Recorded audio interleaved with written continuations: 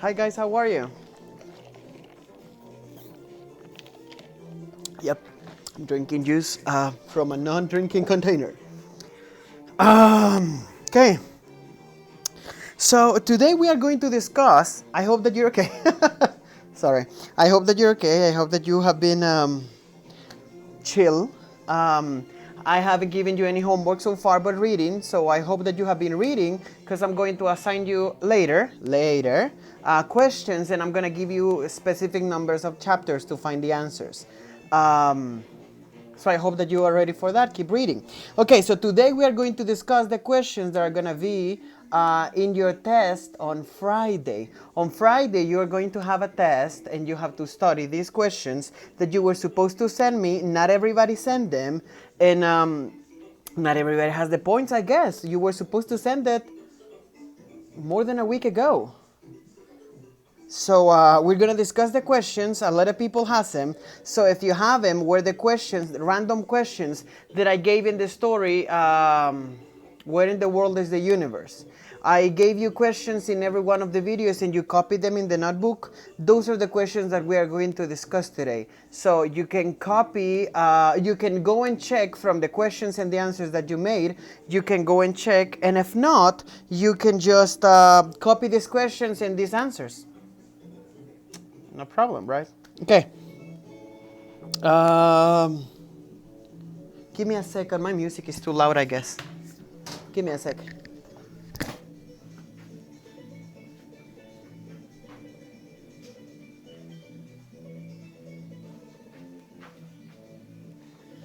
I Oh my God, it's raining. I love it. That's why it was so hot. It was so hot today. Okay, so let's discuss the first question. Um, how how big is the universe? So in one of the homeworks that I checked, the answer was the universe is big and gigantic. Pretty good question. Pretty good answer. Okay. And then the next question is, where is the solar system located in the universe? The answer is, it's located in the center of the universe. The answer would be that it's on the Milky Way, because our solar system it's on the Milky Way. So when you answer this person doesn't have it specifically correct. So the question is not, because we're not in the center specifically, we're on one of the arms of the. If that was the question, the Milky Way has arms, and we're in one of the arms, so we're not in the center. So the answer would be, where is the solar system located in the universe? The solar system is located in the universe in the Milky Way.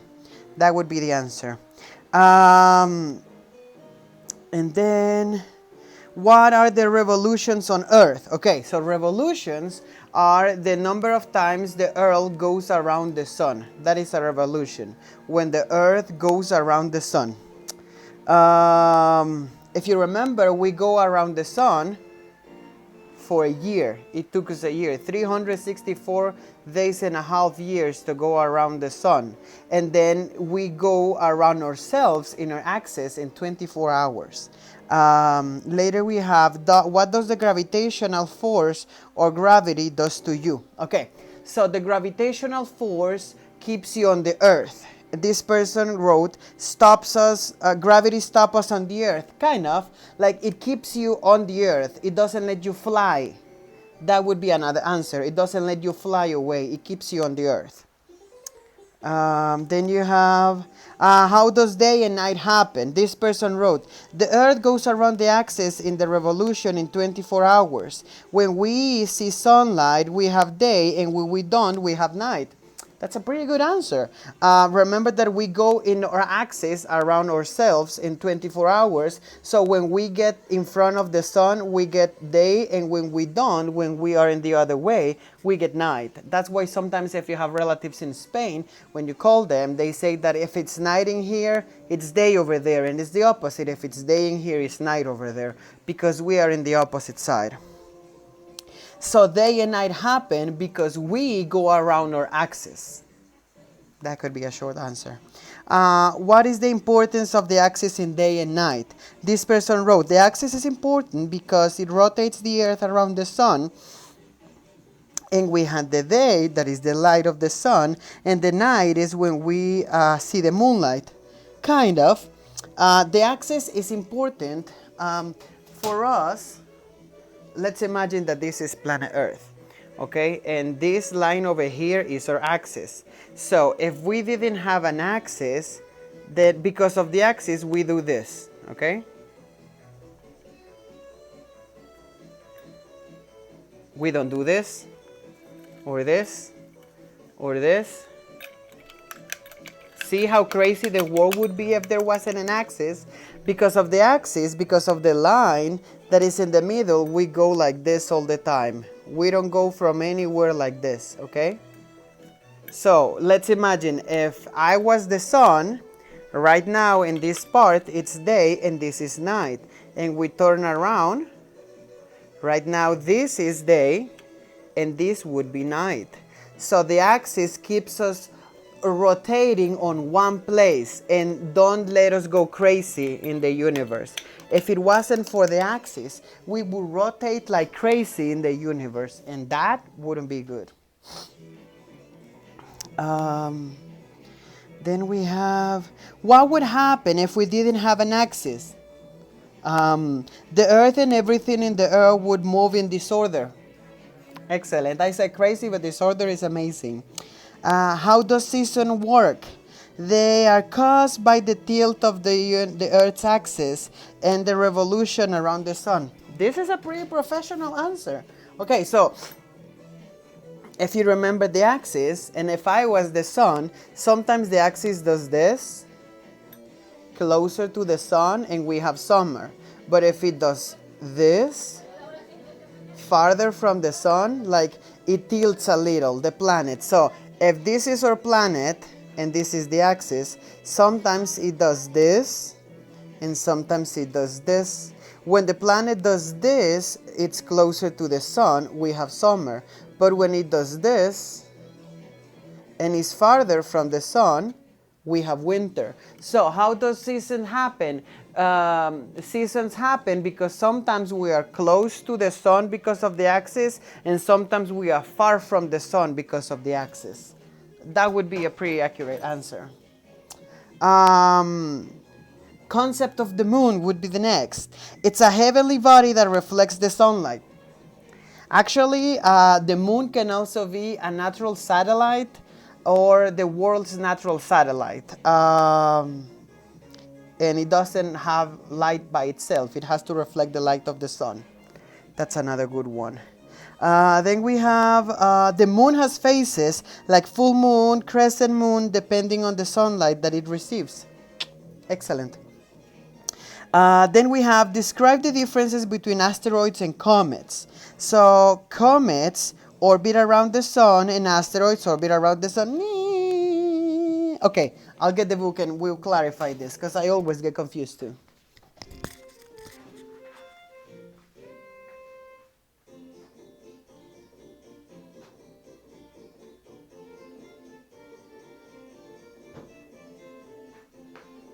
It's not that I'm not completely ready, but today I cleaned my house. You have no idea how messy my house was. Like there was trash around and animals and like snakes and everything because I haven't been cleaning because I've been too busy recording classes and making university homeworks. But today I decided to clean. So everything is in order. So difference between them. Okay, so we have... comets are balls of ice, rocks, and dust. And they are shiny light. Remember the Team Rocket in Pokemon when they fly away? That is a comet. They are shiny balls, they're not rocks, of ice, rock, oh well. They have rocks. But how can we make them different than the other ones? So we can say they are shiny balls of ice and dust. Dust is what happens when you're cleaning. And that is dust. So you can say that a comet, it's a ball of ice and dust, and it's shiny in the sky. And an asteroid are ginormous rocks, enormous rocks, gigantic rocks, really big rocks, and they are the ones that killed the dinosaurs. That could be a pretty accurate answer. So that's the difference. Asteroids are enormous, big rocks that fly in the universe, and comets are shiny balls of ice and dust. Okay. Next, what do you think about the universe? Okay, in the universe we have a planet revolving around the sun, and it's pretty interesting because we have a moon and it's multicolored, and it makes us stand out. Well, actually, it's pretty accurate because our planet has a moon. Other planets have more moons than ours. We only have one, but ours is pretty colorful because I have some pictures of other planets. They're pretty, but we're the only ones that have like streaks, like white color, green color, blue color.